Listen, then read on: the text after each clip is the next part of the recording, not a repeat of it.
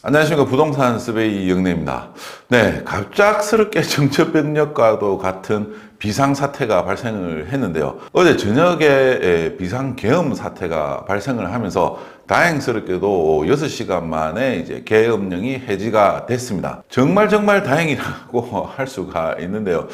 저도 이 TV를 계속 보는 내내 저게 진짜 상황인지 아닌지 사실 너무 두려웠었고, 그리고 또 군인들이 또 국회의사당에 진입을 할 때는 뭔가 좀 의욕이 없어 보이기 때문에 계엄이 진짜 성공할 수 있을까라고 하는 생각들을 많이 가졌고요. 그리고 이제 만약에 이게 뭐 안 된다라고는 이제 생각을 하면서 줄곧 이제 지켜보기는 봤지만, 이게 만약에 이제 성공을 한다라고 하면은 우리나라의 방향이 어떻게 흘러갈지 그거에 대해서 계속 또 고민을 했었던 것 같습니다. 그렇지만 다행스럽게도 뭐 아주 빨리 국회의원들이 빨리 모여가지고 이제 속전속결로 진행하는 모습들을 보니까 그나마 다행이었던 것 같습니다. 네, 지금 이렇게 이제 비상사태가 이제 커지게 되면서 우리나라 경제뿐만 아니라 이제 외국에서 볼 때 우리나라에 대한 또 이 신인도 자체도 상당히 떨어질 가능성이 높은데, 하필 이 우리나라의 이제 경제가 어려운 상황에 이런 이제 리스크까지 커지다 보니까 네, 국민의 일원으로서 상당히 또 이제 우려가 되는 상황입니다. 경제적인 부분과 더불어서 또 이 경제의 큰 축을 담당을 하고 있는 부동산 시장에 어떤 영향을 미칠 수 있을지에 대해서 이제 또 한번 살펴보기로 하겠습니다. 계엄이 실패를 했기 때문에 상당히 이제 후폭풍이 커질 수밖에 없는 상황인데요. 지금 이 우리나라 뭐 이제 대기업이라든지 또 중소기업, 특히 이제 소상공인 같은 경우에 상당히 큰 위기에 이제 지금 직면해 있는 상황에서 경제에 집중을 해야 되는 상황인데, 또 이제 정치에 이제 한없는 이 리스크에 이제 빠져들은 것 같아서 상당히 좀 너무 안타깝다라고 이제 할 수 있을 것 같습니다.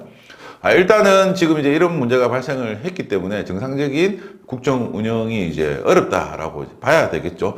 그렇기 때문에 국회에서 계속적인 이 정쟁이 오갈 수 있겠지만, 이 계엄이라고 하는 이 큰 문제가 발생을 했기 때문에 결국에는 이제 국민의힘에서도 힘이 빠질 수밖에 없는 상황이 될 것 같습니다. 그래서 뭐 제가 보기에도 그렇고 아마 국민 여러분들이 이제 생각을 할 때에도 대부분 이 현재 대통령이 이제 스스로 자리에서 내려와 주기를 이제 기대를 하겠지만, 그게 안 된다라고 하면은 결국에는 이제 또 예전에 박근혜 대통령과 같이 이 또 탄핵 과정으로 이제 진입을 할 수밖에 없을 것 같습니다. 박근혜 전 대통령의 이제 탄핵이라고 하는 한번 그 이제 사건이 있었기 때문에 그것을 이제 바탕으로 해서 이제 앞으로의 과정하고 또 그 당시에 발생을 했었던 부동산 시장의 이제 정책적인 부분 변화에 대해서 또 살펴보도록 하겠습니다. 일단 박근혜 대통령이 이제 탄핵이 이제 확정이 됐었던 것은 2016년 12월 9일 날에 이제 국회에서 234표가 찬성을 하면서 탄핵이 이제 확정이 됐었습니다. 그래서 이 이후에 이제 직무가 이제 정지가 됐었고요. 당시에 이제 황교안 국무총리가 대통령 권한 대행을 이제 진행을 하면서 국정을 운영을 했다라고 이제 할 수가 있습니다. 그래서 탄핵 소추가 이제 진행이 되고 헌법재판소에서는 이제 180 이내에 이 부분에 대해서 이제 판결을 이제 해야 되기 때문에 2017년 3월 10일에 헌법재판소에서 탄핵 판결이 이제 났다라고 이제 할 수가 있습니다. 네, 그 이후로는 이제 빠르게 진행이 되면서 2017년 5월 10일에 문재인 대통령이 이제 당선이 됐는데요. 이제 뭐 국회 이제 탄핵 안이 이제 통과가 되고 나서 이제 대통령이 이제 당선이 될 때까지 거의 뭐 이제 한 5개월 정도 걸렸다라고 이제 볼 수가 있습니다. 그래서 이번에도 이 탄핵안이 이제 국회에서 이제 발의가 되기 때문에 빠르게 이제 진행이 되고, 또 이제 대통령이 이제 당선이 될 때까지는 한 5개월 정도의 이제 공백이 이제 발생을 할 것 같습니다. 그런데 지금은 이제 대통령의 탄핵소추 가결 의원 수가 이제 재직 의원의 3분의 2 이상이 되어야 되는데요. 그러니까 200명 이상이 이제 동의를 해야 되는데 현재 야당의 이제 자석수가 192석이기 때문에 이 8석의 이제 자석이 필요하다라고 할 수가 있습니다. 결국에는 국민의힘이 도와줘야 되는 상황인데 이거 뭐 잘못했다가는 이제 또 영혼이 이제 또 찢길 수도 있고 뭐 쉽지 않은 결정이 이제 될 수도 있고요. 계엄이라고 하는 중차대한 문제가 발생을 했기 때문에 결국에는 국민들의 요구가 거세질 수밖에 없고 탄핵 과정으로 이제 진행이 될 것 같습니다. 그렇게 되면 이게 또 지금 어중간한 것이 지금 이제 내년 또 1월 20일 날 미국에 또 트럼프 대통령이 취임을 하기 때문에 뭐 이런저런 상황에서 우리나라한테는 이제 좀 뭐 안 좋은 상황으로 만들어지고 있다라고 이제 볼 수가 있을 것 같습니다. 그림을 보시면은 2016년 12월에 박근혜 전 대통령이 이 탄핵을 하는 것으로 국회에서 이제 통과가 됐고요. 그리고 17년 5월 달에 이제 문재인 대통령이 이제 취임을 했습니다. 그래서 탄핵을 하고 나서 취임을 이제 할 때까지 이 부동산의 이제 가격이 이제 계속 오르고 있는 상황이었고요. 이제 부산 같은 경우에도 이제 가격이 오르고 있는 모습을 보여줬습니다.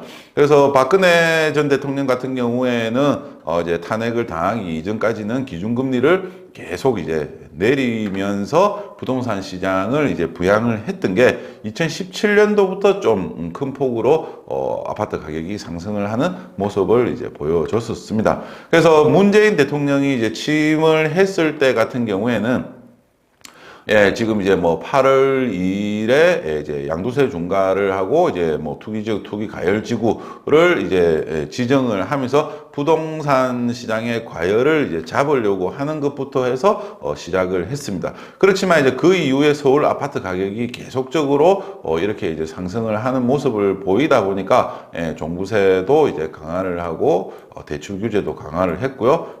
분양권에 대한 이제 전매 제한도 강화를 했습니다. 그리고 이제 계속적으로 상승세가 이어지면서 전세 대출이라든지 뭐 종부세, 양도세 이러한 부분들을 이제 계속적으로 이제 강화를 이제 한 상황입니다. 그래서 결국에는 정부에서 규제를 하다가 안 되다 보니까 2018년 11월에는 기준금리를 이제 인상을 했지만 또 이제 경제가 이제 침체가 되는 역풍을 맞으면서 다시 이제 기준금리를 이제 완화를 했는데요. 그 이후부터는 또 이제 팬데믹을 맞으면서 집값이 급등을 하는 모습을 보여줬었습니다.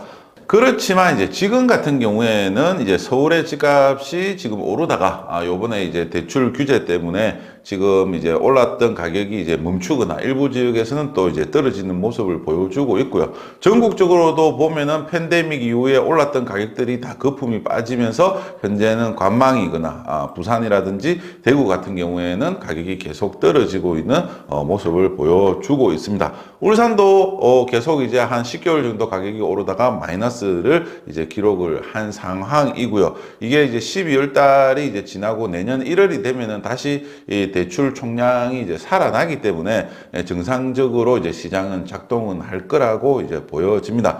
지금 큰 틀에서 봤었을 때 우리나라의 이제 부동산 시장이 이제 뭐 약보합 이라고 하는 형태이기 때문에 사실 이 정권이 바뀐다고 하더라도 뭐 부동산 대책에 대해서는 특별한 게 이제 나올 수가 이제 없는 상황이다라고 이제 할 수가 있는 상황인 거고요. 지금 현재 경제가 안 좋아지고 있는 상황에서 이런 이제 탄핵 정국을 거치면서 경제가 이제 어떻게 될지 또 정권이 바뀌면서 경제가 오히려 더 좋아질지 더 나빠질지 지금으로서는 좀 판단을 하기가 어려운 상황이다라고 이제 할 수가 있습니다. 만약에 이제 탄핵 이후에 이제 선거를 통해서 또 정권이 바뀐다라고 하면은 지금 뭐 현재로서는 이재명이 당선이 될 가능성이 이제 상당히 높다라고 할 수가 있습니다.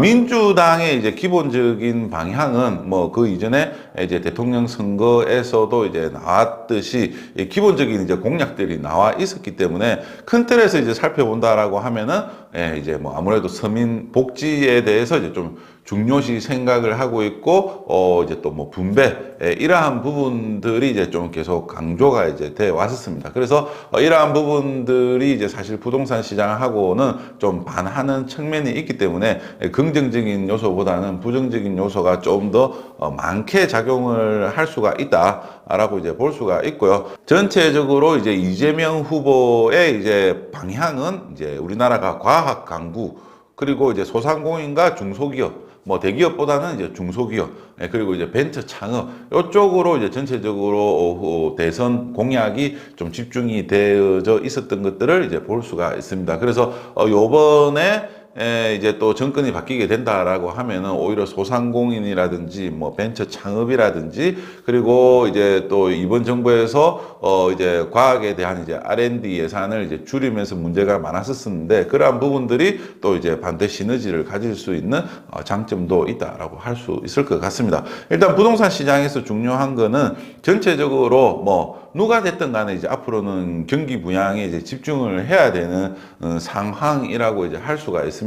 그러면 이제 경기를 부양을 하는 데 있어서 뭐 앞서 방송에서도 이야기를 했지만, 국내에서는 특히 지방에서는 건설 부동산 시장에 이제 GDP 비중이 높기 때문에 여기에 집중을 할 수밖에 없는데요. 민주당이 과거에 이전 정부에서 진행을 했었던 것들은 보면은 이제 뭐 토목 건축 세력들 싫어했었고요. 그리고 기재부하고도 사이가 별로 안 좋았습니다. 그렇기 때문에 이제 또 금융, 신탁 이쪽하고도 또 이제 별로 안 좋았던 게 이제 민주당이었다라고 이제 저는 이제 기억을 이제 하고 있거든요. 그래서 전체적으로 부동산을 통해서 이제 얻는 소득을 불로소득이다라고 이제 대체적으로 인식을 하는 경향들이 많았기 때문에, 여기서 이제 나온 이제 공약들이 이제 기본소득에 대해서 이제 토지에 대해서 기본소득제를 적용을 하겠다라고 하는 게 있었었고, 그리고 이제 기본주택도 이제 100만 호를 이제 임대주택으로 이제 공급을 하겠다라고 이제 했고요. 그리고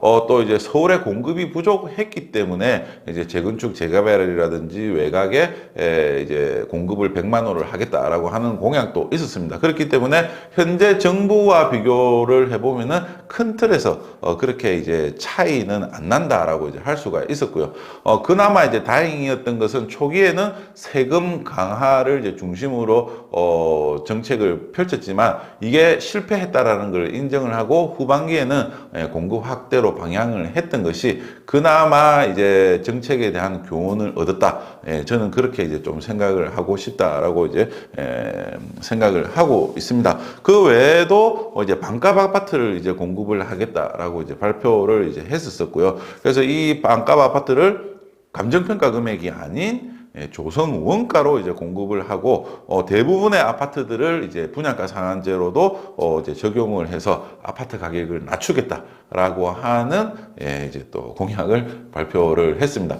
그동안의 사례를 보았듯이 분양가 상한제를 적용을 하게 되면은 어쨌든 분양 가격이 낮아지기 때문에 반대로 청약 경쟁률은 또 엄청나게 높아지고요. 이게 이제 경쟁률이 높아지면은 당연히 시세 차익을 많이 얻을 수가 있기 때문에 또 이제 엄청난 프리미엄이 붙는 이런 부작용들이 많이 생기게 됩니다. 그러면은 이러한 것들이 반복이 되면 결국에는 부동산 시장이 살아나는 형태로 모습을 보였었거든요. 그래서 과거 이제 정권의 이제 패턴들을 보면은 오히려 시장을 부양을 하려고 했었던 이제 국민의힘에서 정권을 잡으면 가격이 하락했었고, 부동산 시장을 옥죄려고 하는 민주당이 또 정권을 잡으면 가격이 상승을 하는 반작용이 또 나타나는 현상도 있었습니다. 그래서 이번에는 다시 경기가 침체를 하고 있는 상황이기 때문에 어떻게 나타날지 상당히 좀 궁금하다라고 이제 할 수가 있습니다. 네, 그래서 전체적으로 시장이 안 좋기 때문에 뭐 민주당이 집권을 한다라고 하더라도 부동산 시장에 규제를 좀 적용은 하기는 어려울 것 같고요. 반대로 민주당에서 적용하는 정책 때문에 그 반작용으로 부동산 시장이 오히려 반사 이익을 볼 수 있는 가능성도 있다라고 이제 판단을 할 수가 있습니다. 더군다나 이제 여기서 문제인 거는 이제 제가 계속 이야기를 하고 있는 전국적으로 이제 내년 하반기부터는 이제 공급이 다 부족한 상황입니다. 네, 자연스럽게 가격이 오를 수밖에 없는 상황이고요. 내년 초가 되면 대출 총량도 살아날 수밖에 없는 상황입니다. 그리고 이제 여기서 중요한 게, 대출 규제에서 중요한 게, 네, 이제 전세 대출을 이제 규제를 하느냐라고 하는 부분이었는데, 이 부분도 내년에는 전세 대출 규제를 DSR에서 뺀다라고 했기 때문에 전세 가격 상승이 빠르게 나타날 것으로 예상이 됩니다. 그래서 뭐 스트레스 DSR 3단계가 이제 적용이 된다고 하지만 연장이 될 수도 있고요. 그리고 이것보다는 대출 총량이 더 중요하다. 이렇게 이제 볼 수 있을 것 같습니다. 네, 어쨌든 지금 상황에서는 아주 위기인 상황이기 때문에 빠르게 경제가 이제 안정을 찾는 것이 이제 중요할 것이고요. 어쨌든 바뀌게 될 계엄 이후의 상황에 대해서는 예의주시를 해야지 될 것 같습니다. 부동산 시장도 뭐 결코 저는 나쁘지는 않을 것이다. 네, 그렇게 예상을 해 보겠습니다. 네, 부동산 서베이 좋아요, 구독 부탁드리겠습니다. 감사합니다.